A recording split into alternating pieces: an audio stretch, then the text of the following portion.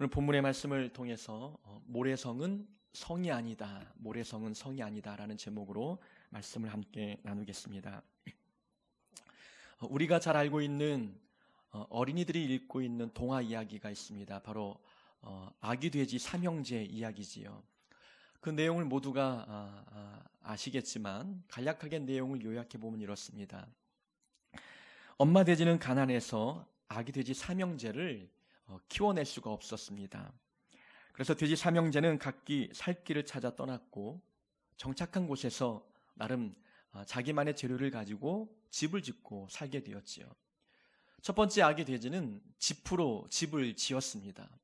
두 번째 아기 돼지는 나무로 집을 지었고, 세 번째 아기 돼지는 땀을 뻘뻘 흘려가면서 무거운 벽돌을 날라 벽돌집을 지었습니다. 이제는 늑대들이 찾아왔습니다. 어느 날 늑대가 찾아와서 첫 번째 아기 돼지를 잡아먹으려고 했습니다. 이 아기 돼지가 겁에 질려 집 안으로 숨어 들어갔는데, 이 늑대가 후 하고 바람을 불자 짚으로 만든 집이 날아가 버렸습니다. 겁에 질린 이 첫 번째 아기 돼지가 두 번째 아기 돼지 집으로 피신해 갔습니다. 늑대가 쫓아갔고 나무로 만든 집도 후 하고 불어버리자 무너져 버렸습니다. 이 두 마리 아기 돼지가 이제 세 번째 아기 돼지 집으로 도망갔지요. 벽돌로 지은 집에 들어가 숨었습니다. 이 늑대가 후하고 바람을 불자 튼튼하게 지었던 벽돌집이 무너지지 않았습니다.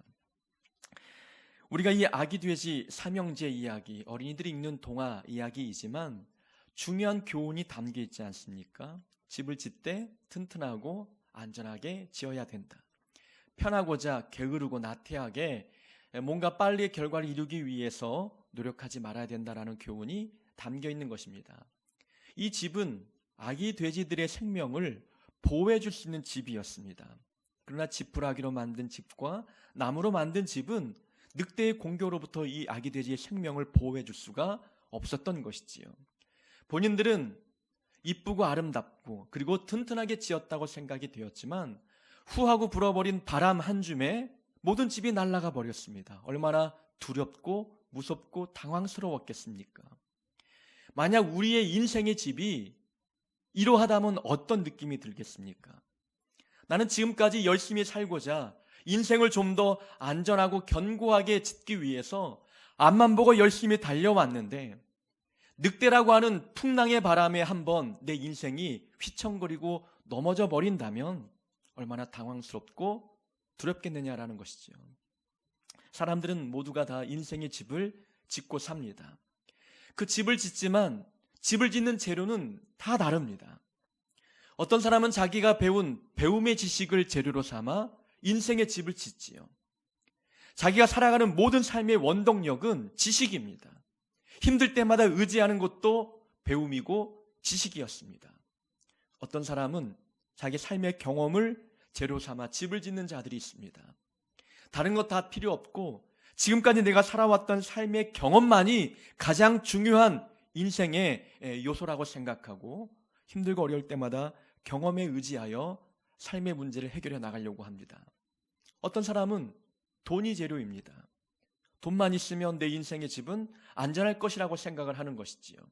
돈으로 내 삶을 좀 더 행복하고 안전하게 짓기 위해서 많은 돈을 끌어모으지만 우리가 지금까지 살아와 본 결과, 지식과 경험과 이 물질이 우리 인생을 풍랑으로부터 안전하게 보호해 줄 수 있었느냐라는 겁니다.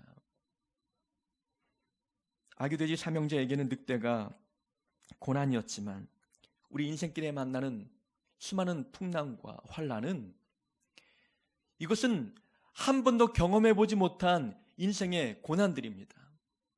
뭔가 40년 살면 지금까지 겪었던 많은 고난을 거울 삼아 앞으로 다가올 고난들을 충분히 이겨낼 수 있을 것 같은데 인생의 길목마다 다가오는 고난들은 과거에 한 번도 내가 경험해 보지 못했던 고난들이었고 과거에는 이겼지만 앞으로 다가온 고난들은 그 강도가 너무 강해서 내가 붙들었던 지식과 경험과 물질이 소용없을 만큼 큰 고난으로 우리에게 닥친다는 것을 경험해 보았다는 것이지요.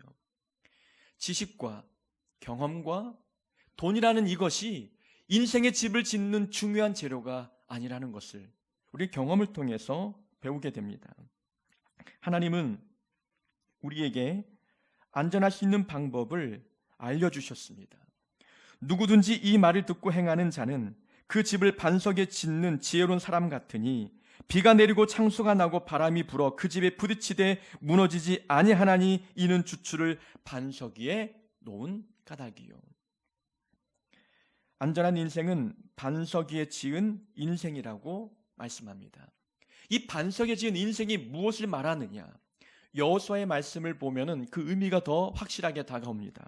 하나님은 여호수아에게 이렇게 말씀하셨습니다. 오직 강하고 극히 담대하여 나의 종 모세가 내게 명령한 그 율법을 다 지켜 행하고 우러나 좌로나 치우치지 말라. 그리하면 어디로 가든지 형통하리니. 하나님의 말씀을 표대 삼고 하나님의 말씀을 기준 삼아서 삶을 살기 시작하면 어떤 풍랑이 불어와도 형통할 것이라고 말씀합니다. 말씀을 마음에 새기고 그 말씀의 기준에 좌로나 우로나 치우치지 말고 오직 말씀만 보고 정도를 걸어가면 우리 길이 안전할 것이라고 말씀해 주신 말씀입니다. 반석의 집을 짓는다는 것은 하나님의 말씀대로 사는 것을 의미합니다.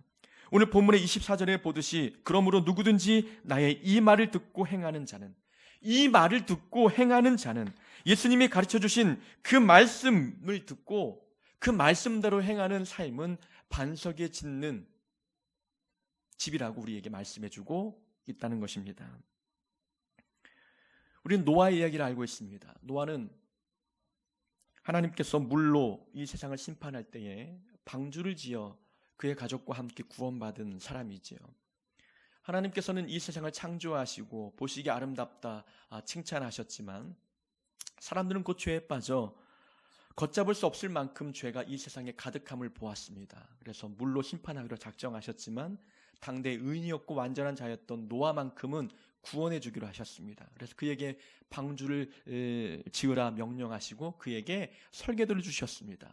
나무는 고페로 나무를 사용하고 물이 새지 않도록 안과 밖을 역청으로 다 모두 꼼꼼하게 칠하고 길이는 300규빗과 너비는 50규빗과 높이는 30규빗을 이 정도의 규모로 지으라고 명령하셨습니다. 오늘날로 말하면 아마 큰 비행기 보잉 747 정도 되는 그런 비행기 크기의 방주를 지으라고 명령했던 것이지요.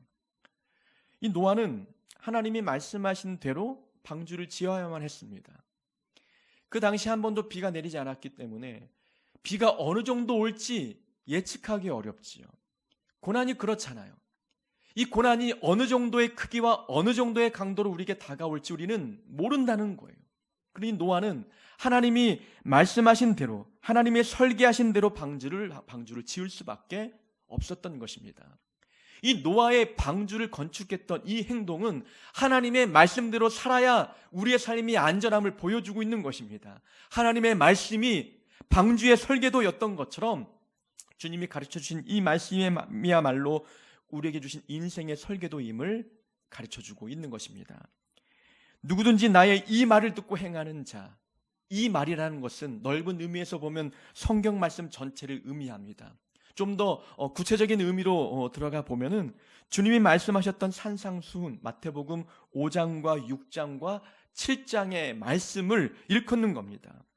산상수훈의 교훈을 말씀해 주신 다음에 마지막 결론 부분에 가서 주님이 말씀하는 겁니다. 누구든지 내가 가르쳐 주었던 이 말을 듣고 행하는 자는 그 집을 반석에 짓는 지혜로운 사람이다라고 말씀해 주고 계시는 것이지요. 산상수훈은 인생의 설계도입니다. 그 첫 번째 내용이 우리가 설교를 통해서 들었듯이 8가지 복에 대한 말씀이었죠. 이 팔복은 행복의 규범입니다. 행복의 기준이 무엇인지 우리에게 알려주신 것이지요. 자, 세상에 많은 사람들이 교회 다니는 사람을 보고 비난할 때 어떻게 비난합니까? 대부분의 비난 중에 가장 탑 레벨에 속해 있는 비난의 내용은 교회 다니면서 왜 그 모양으로 사냐라는 겁니다. 교회 다니면 좀 더 잘 살아야 되는 것 아니냐, 부자로 살아야 되는 거 아니냐라는 것이 그들의 비난거리지요. 근데 우리는 그렇게 부자, 그렇게 좋은 집과 좋은 차를 끌고 다니는 사람들을 보면서 행복한 시선으로 바라보지 않다는 것이죠. 우리의 행복의 기준은 그런 게 아니기 때문에 그렇습니다. 예수님은 행복의 규범을 말씀해 주셨지요. 행복이 무엇인지 행복의 기준을 8가지 복을 통해서 우리에게 말씀해 주셨습니다. 우리 안에 이러한 복의 기준이 있으니 세상이 말하는 복의 기준을 바라볼 때에 행복하다고 느끼지 않는 것입니다. 그들만큼 부유하지 않지만, 그들만큼 좋고 화려한 집에 거하지는 않지만, 그러나 우리는 행복하고 하늘의 복을 누리는 자라는 것을 깨닫게 되죠. 주님의 말씀을 마음에 품으니 세상의 화려함을 보고도 흔들리지 않습니다. 우리의 마음이 무너지지 않는다는 것을 깨닫게 되는 것이지요.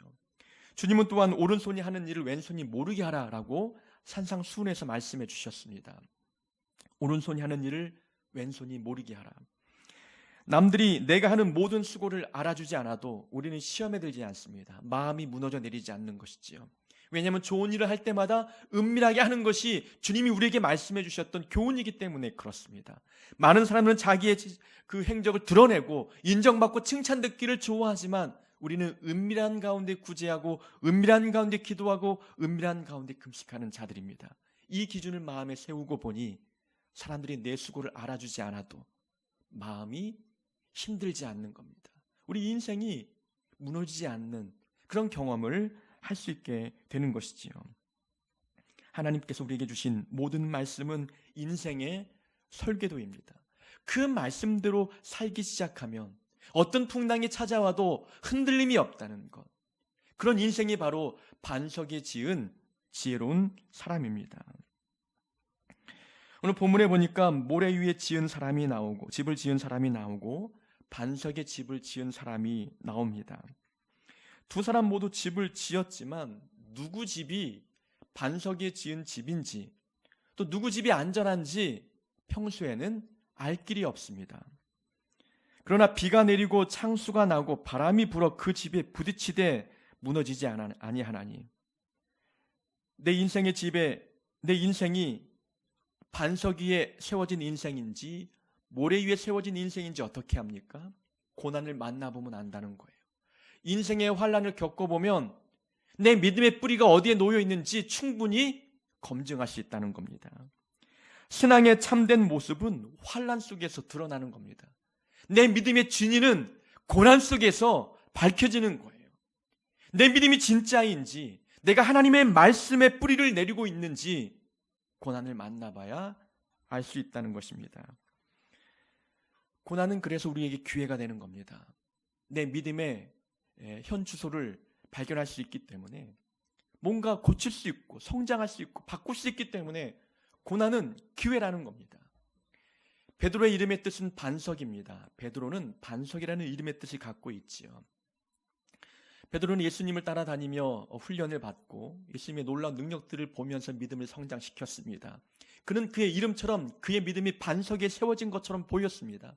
하지만 그가 예수님이 잡히시던 그날 예수님을 버리고 도망갔고 예수님의 신문을 받는 그 저녁날 예수님을 모른다고 3번이나 부인했습니다. 고난과 환난을 만나보니까 그의 믿음이 드러났습니다. 그의 인생의 집이 반석에 세워진 것인지 밝히 드러났다는 것이지요. 이름은 반석이었지만 문의는 반석 위에 세워진 모습처럼 보였지만 그러나 정작 고난 속에서 그의 믿음의 현 주소가 드러나고 말았던 것이지요. 그러나 고난 속에서 그의 믿음의 현 주소를 만나고 보니 그가 변화되기 시작하는 겁니다. 예수님을 다시 만나 변화의 기회를 얻었고 베드로는 십자가 위에 거꾸로 매달려 순간은 그 순간까지 복음을 전하다가 하나님 나라에 갔던 인물이지요. 그러니까 고난이 베드로의 믿음의 수준을 보여주는 것입니다. 우리도 마찬가지입니다. 고난과 환난을 만나봐야 내 인생이 반석에 세워진 것인지 그렇지 않은지 발견할 수 있게 되는 것입니다. 전에도 한번 고백을 드린 것 같습니다. 다리를 다쳐 3개월 병원에 입원해 있을 때에 그 3개월 동안 두려움과 불안 속에서 살았습니다. 내가 과연 믿음이 있는 사람인지 의심이 될 정도로 많은 두려움 속에 살았지요. 직분은 목사이고 모태신앙인으로서 지금까지 살면서 교회를 빠져보았자 한 번, 두 번, 많으면 세 번 정도 빠진 것이 전부인데, 그만큼 말씀을 많이 듣고 지금까지 살아왔는데 내 마음의 뿌리가 말씀 위에 두지 않았다는 것, 어찌 이 작은 고난 앞에 이렇게 마음이 흔들리고 우왕좌왕하는지 내 자신에 대해서 많이 실망했다는 것이죠. 같은 병실 안에는 다리를 절단해야 되는 환자가 있었습니다. 그런 그 모든 상황을 받아들이고 그리고 태연하게 그 삶들을 인정하며 살아가고 있는데, 믿음 없는 그의 모습도 태연한데 믿음 있다고 하는 내 모습이 불안 속에 있는 그 모습을 발견할 때 내 인생의 집이 과연 반석 위에 있었는지 의심해 볼 수 있는 상황이었다는 것입니다. 평소에는 모릅니다. 평소에는 믿음 생활 잘하는 것 같습니다. 그러나 고난을 만나봐야 아는 것이지요. 고난 속에서 내 믿음이 반석에 있지 않았다는 것을 발견할 수 있게 되었던 것입니다. 우리는 믿음의 주초가 어디에 놓여 있는지 확인해 봐야 합니다. 환경에 자주 흔들리는가? 지속성 있는가? 내 믿음이 지속적으로 한결같이 하나님 앞에 그렇게 신앙생활을 하고 있는가? 나는 자주 환경을 탓하며 사는가? 사람에게 원망하고 사람을 탓하며 환경을 핑계 삼고 있지는 않은지, 만약 그렇다면 우리 믿음의 주추가 반석에 있지 않은 것 아니겠습니까? 환경에 자주 흔들리고 지속성이 없고 환경을 탓한다면 다시금 우리의 인생의 뿌리를 말씀 위에 두도록 힘써야 되는 것입니다. 말씀을 듣고 그 말씀 앞에 우리의 믿음의 뿌리를 두고 힘들 때마다 말씀을 붙들며 살아가는 삶을 살 때에 우리는 고난 속에서 흔들리지 않는 믿음을 유지할 수 있는 것입니다. 아무리 좋은 집을 짓고 화려한 집을 지어도 그 집이 안전하지 않으면 소용이 없습니다. 아기돼지 삼형제 이야기처럼 지푸라기로 그리고 나무로 집을 짓는다 할지라도 안전하지 않으면 그 집은 집이 아니라는 것이지요. 우리의 인생도 그렇고 우리의 신앙생활도 마찬가지입니다. 겉모습은 화려한 인생, 화려한 신앙생활을 살아가고 있지만 잦은 풍랑에 넘어진다면 그 인생과 그 신앙생활은 의미가 없다는 것이지요. 중요한 것은 화려함이 아니라 견고함입니다. 우리 신앙도 화려한 것이 중요한 것이 아니라 견고한 게 중요한 것이고, 인생도 화려한 것이 중요한 것이 아니라 튼튼하고 견고한 인생이 더 중요합니다. 화려한 인생을 살아왔던 자들, 그들은 바리새인들이었습니다. 그들은 남들이 보는 데서 구제했고 남들이 보는 큰 거리에서 큰 목소리로 기도했습니다. 그들은 금식을 자랑하듯 했고 헌금도 자신의 부와 명예를 자랑하는 도구로 활용했습니다. 그들의 기도와 그들의 삶과 그들의 헌금 내용을 보면서 많은 사람들이 그들을 칭찬하고 존중하고 존경했습니다. 정말 그들은 화려한 옷을 입고 화려한 큰 거리에서 남들이 보듯 자랑 삼아 신앙생활을 했습니다. 사람이 볼 때는 화려했지만 그러나 예수님이 볼 때에는 그 삶을 인정해주지 않았죠. 외식하는 자의 삶이었고 가식적인 모습으로 신앙생활하는 자들이었습니다. 그들의 헌금에는 정의와 긍휼과 믿음이 없었습니다. 그들의 기도는 중언부언하는 기도였고 그들의 구제는 하늘의 상급을 쌓는 구제 활동이 아니었습니다. 사람이 볼 때 화려했지만 그러나 하나님이 볼 때는 견고하지 않은 신앙생활을 하고 있었습니다. 사람들은 존경할지는 모르겠지만 그러나 예수님께서 인정하지 않는 신앙생활, 바로 바리새인들의 신앙생활이었습니다. 어떤 사람들은 훌륭한 능력을 소유하여 그 능력을 가지고 화려하게 신앙생활을 하는 자들이 있습니다. 귀신을 쫓아내고 많은 기적을 행하고 능력을 행하는 아주 뛰어난 은사들을 갖고 있는 사람들이 우리 주변에 많이 있지요. 그들의 훌륭하고 화려한 신앙생활을 바라보면 정말 그들의 믿음이 반석에 세워진 것처럼 보입니다. 성경에 이런 말씀이 있죠. 주여, 우리가 주의 이름으로 선지자 노릇하며 주의 이름으로 귀신을 쫓아내며 주의 이름으로 많은 권능을 행하지 아니하였나이까? 예수님이 그들에게 대답합니다. 내가 너희를 도무지 알지 못하니 불법을 행하는 자들아, 내게서 떠나가라. 본인들은 화려한 능력을 가지고 훌륭한 사역들을 하면서 사람들에게 하나님께 인정받으며 신앙생활을 하고 있다고 자부했습니다. 그런데 예수님은 그들의 이름조차 몰랐습니다. 화려한 능력으로 훌륭한 신앙생활을 하는 것도 중요하겠지만 그러나 견고함이 중요하다는 겁니다. 화려함보다 중요한 것이 튼튼한 것, 견고한 것. 어떤 환난에도 넘어지지 않는 이 견고함이 하나님께서 인정하시는 신앙생활이요, 하나님이 인정하시는 인생입니다. 교회도 그렇습니다. 교회도 화려한 교회보다도 견고한 교회가 하나님이 인정하시는 교회라는 것이지요. 우리 지난 수요일 저녁 예배 때에 유미아 전도사님이 오셔서 설교를 해 주셨습니다. 여자의 몸으로 힘든 개척의 길을 가고 있지요. 그분의 교회는 화려하지는 않습니다. 이름도 참으로 소박합니다. 손술의 천막교회. 뭔가 토속적이고 시골적인 분위기가 물씬 나지 않습니까? 그분의 이 목회의 비전과 목표는 장애인과 비장애인이 함께 어울려서 예배하는 그런 교회 모습을 꿈꾸는 목회입니다. 그래서 교회 이름도 손술의 천막교회로 지었지요. 이름을 그렇게 짓고 그분의 목회 비전이 거기에 있어서 그런지 모르지만 오시는 모든 성도님들이 좀 정신적인 장애가 있는 분들입니다. 정신병원도 많이 왔다 갔다 하시고 입원도 하시고 약을 드시는 분들이지요. 그분들이 전도하는 분도 또 같은 분들을 전도해 오시는 거예요. 정상적인 권사님이 한 분 계셨지만, 그래서 많은 의지가 되었지만 그분이 다른 곳으로 이사 가시고, 또 한 분은 도벽이 심해서 교회 많은 물건들을 훔쳐가면서 결국에는 죄책감의 교회를 또 떠나게 되고, 한 두세 분 남았는데 정상적이지 않은 분들인 거예요. 겉모습만 봐도 이 화려하지 않는 교회라는 겁니다. 예배당조차도 참으로 작고 소박합니다. 화려하지 않다는 거예요.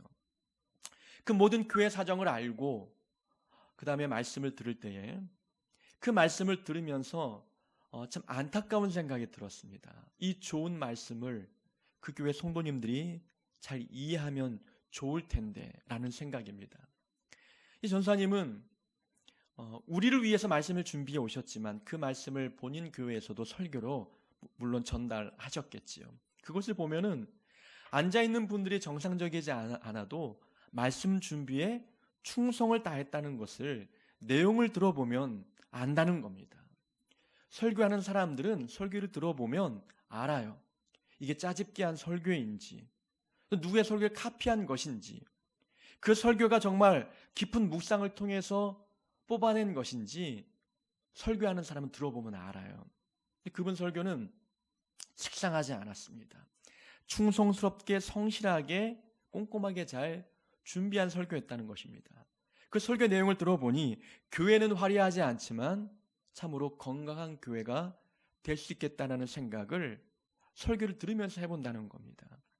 교회라는 것은 화려함이 중요한 것이 아니라 견고함이 중요한 거죠.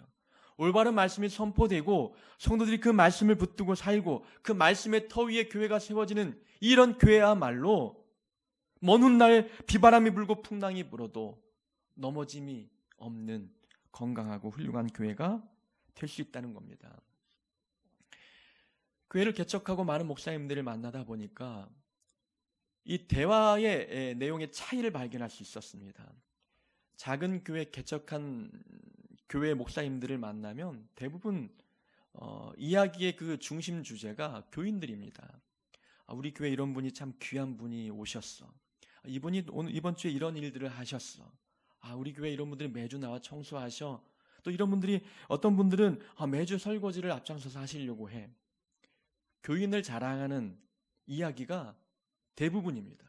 근데 큰 교회 목사님들의 대화 내용은 다 그런 건 아니지만 우리 교회가 이번에 이런 사역을 했어. 우리 교회 몇 분이 모여. 내가 부임한 뒤에 200명이 늘었어. 대부분 한 사람 한 사람에 대한 이야기가 아니라 전체에 대한 이야기를 하고 있다는 거예요. 제 경험이 일반화될 수는 없지만 제 기준에서 볼 때 건강한 교회는 교인 한 사람 한 사람을 자랑하는 교회라고 저는 생각합니다. 교회가 건강하다는 것은 건물 보고 판단하는 게 아니지 않습니까? 어떤 사역을 했느냐 이게 중요한 게 아니지 않습니까? 이 교회를 다니는 교인들의 삶과 그분들의 모습이 교회의 건강도를 결정하는 겁니다. 그러니까 목회자가 만나는 사람마다 우리 교회 교인들 한 사람 한 사람의 이름을 거론하며 자랑하는 그 교회가 견고한 교회가 아니겠느냐라는 겁니다.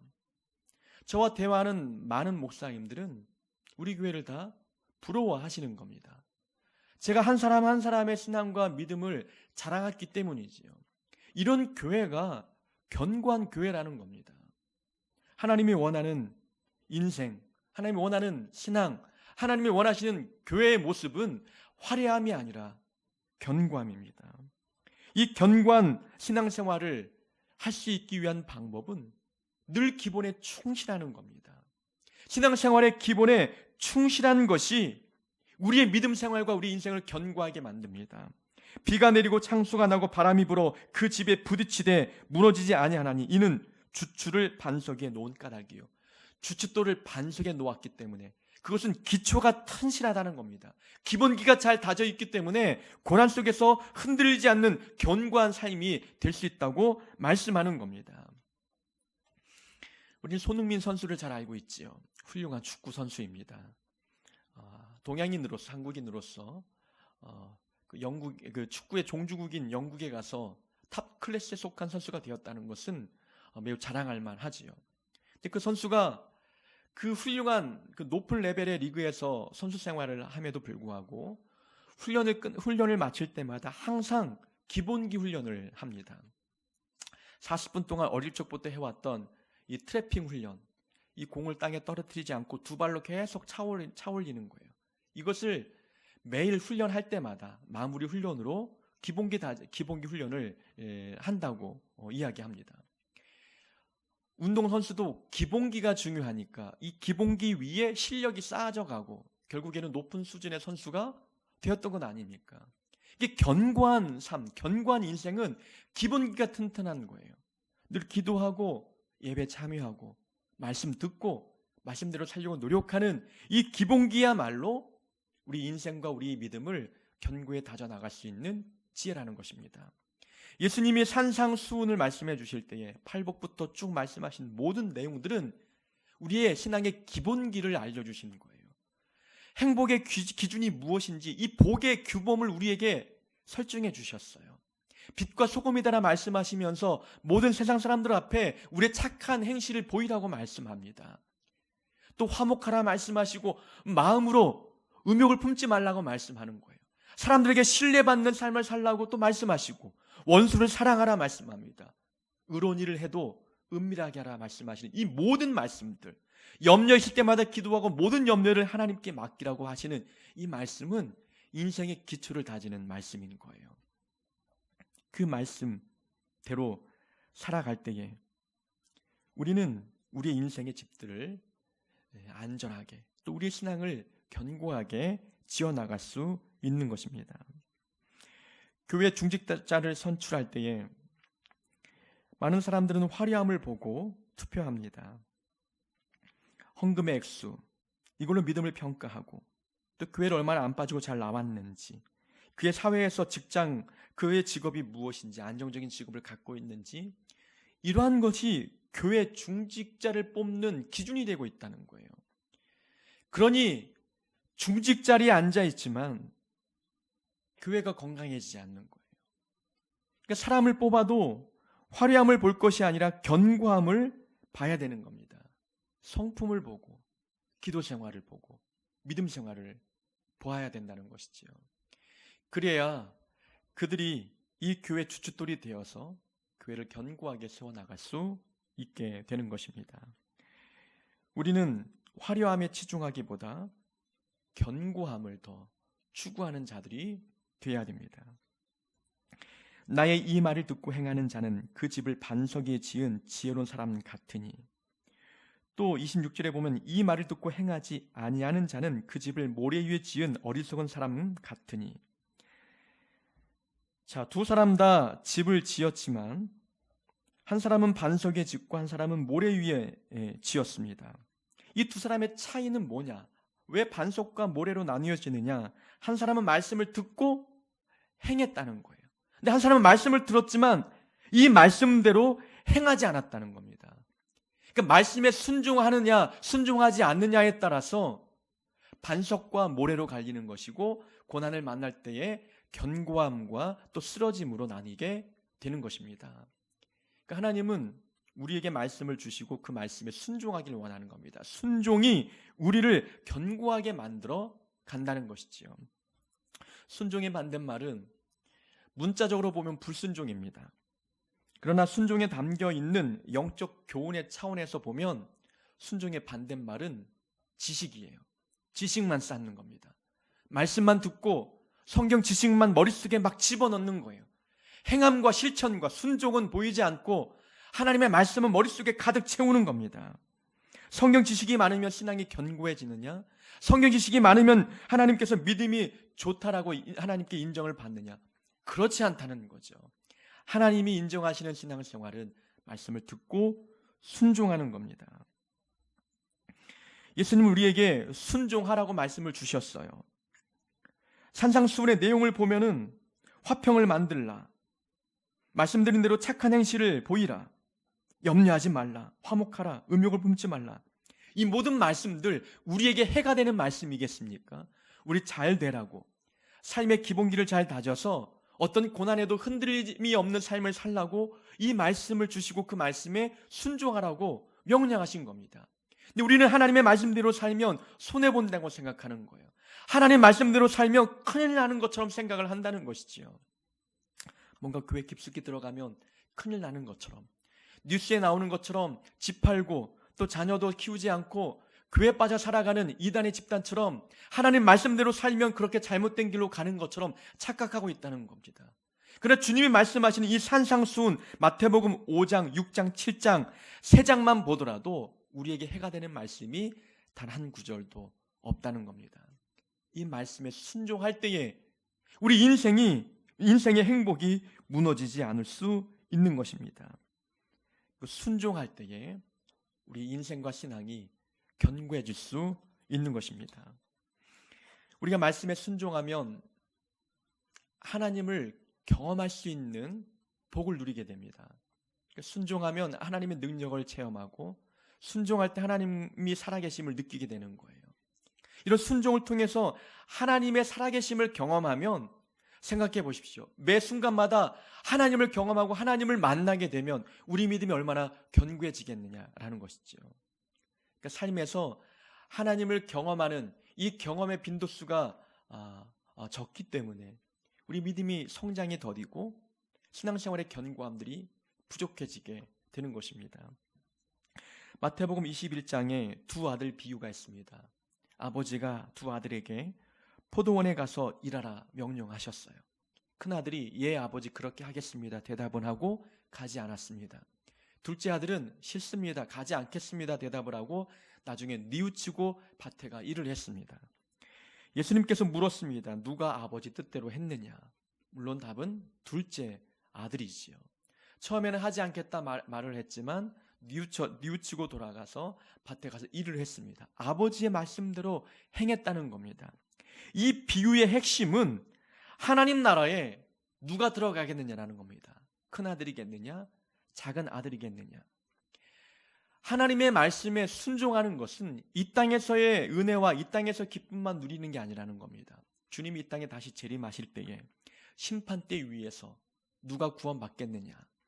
하나님의 말씀에 순종하는 자들이 구원에까지 이르게 된다는 것입니다. 하나님 나라를 소유할 수 있게 된다는 것이지요. 이 땅에서의 잘됨은 이것은 덤으로 주어지는 것이고 결론적으로 우리에게 주어지는 이 성경의 교훈은 말씀대로 살아야 심판대 위에서 무너지지 않는다는 것을 우리에게 말씀해 주고 계시는 것입니다.